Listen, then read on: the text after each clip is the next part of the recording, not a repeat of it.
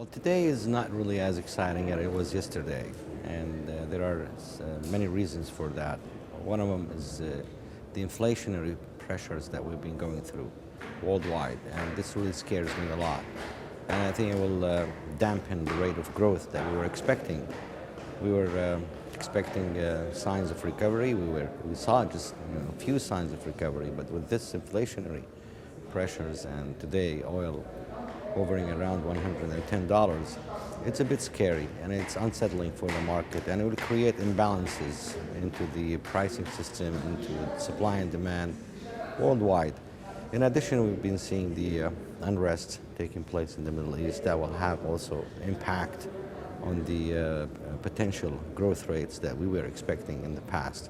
So hopefully these issues will be solved if we were able to dampen down the effects of inflation that we see today, and if the problems that we see in the Middle East settle to a peaceful ending. I think the market will regroup again, and we'll witness the growth rate that we were expecting, which was very exciting and it was promising. We definitely see a huge potential for the Islamic banking and finance for a simple reason: the demand is there. There's huge demand, and it can be labeled as a captive demand, and people have been expecting the system to grow and to participate in the system. So the potential is there, and even with those unsettling events that we've been seeing, I think there will still be a very positive rate of growth in the industry. How far and how much, I think putting any number is as good, but I would expect the same rate of growth to continue, which is around 15 to 20%. Well, given what's taking place today, and I'm of a contrary opinion to especially the problems that's taking place in the Middle East, there has been always this Islamophobia that's been resisting the growth and putting some obstacles in the growth of our system. Today we see that Islamophobia is really not well justified.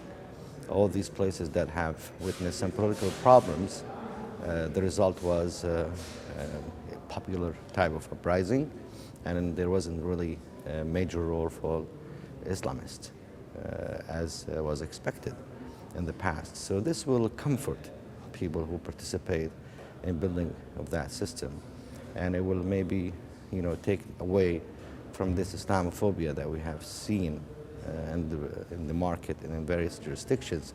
So I'm a bit optimistic about that.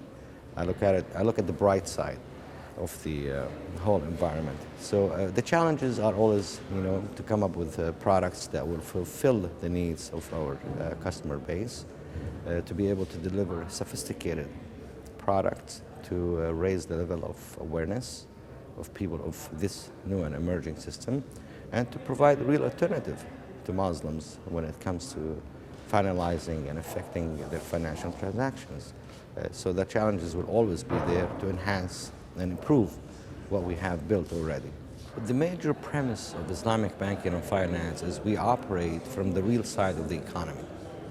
And this by itself, limits our ability to come up with diversified products, because we're operating on one side. We're not, we don't allow leverage, we don't deal with debts, we don't trade debts. So our scope is a bit limited, and we have to confess to that, and we have to admit and accept it, that we have limitations on what we can do. We cannot be, a jack of all trades. We cannot provide the market with the whole 9 yards. We have some limitations because of our intention and our premise to work on the real side of the economy. And I think that will suffice in this, where we are today. I think we have enough tools, enough instruments to really fuel the economy and get greater participations of the customer base. The whole idea is based on participation, on sharing the risk, on sharing investment projects, on working from the real side of the economy. So I do realize there are some limitations, but I do accept them as well. Islamic finance is based on project finance.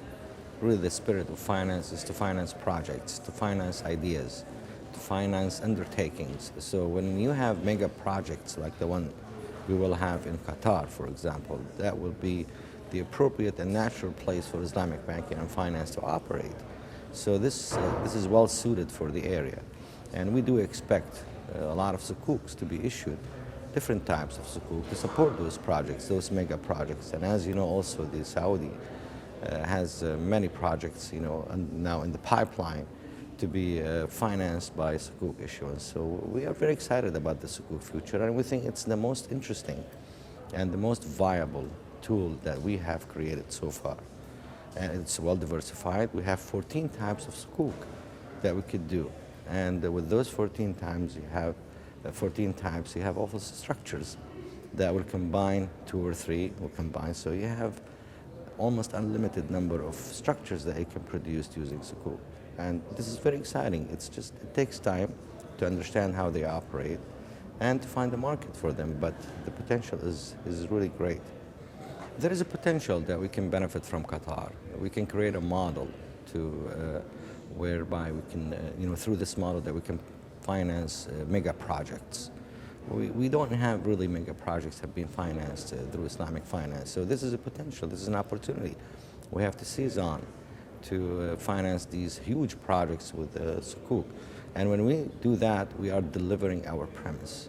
It means we are letting people participate in the real side of the economy. When you build stadiums, when you build huge, buildings, hotels, the infrastructure, this is the real side of the economy. So if we do it through Islamic banking and finance, we are delivering what we promised, which is working on the real side of the economy. So there's great potential there, definitely. It's very important, those kind of forums where people sit and exchange ideas and discuss issues, important issues, very important for the industry. I can tell you just 5 minutes ago, I came out of that session about liquidity management. I myself learned a few new things.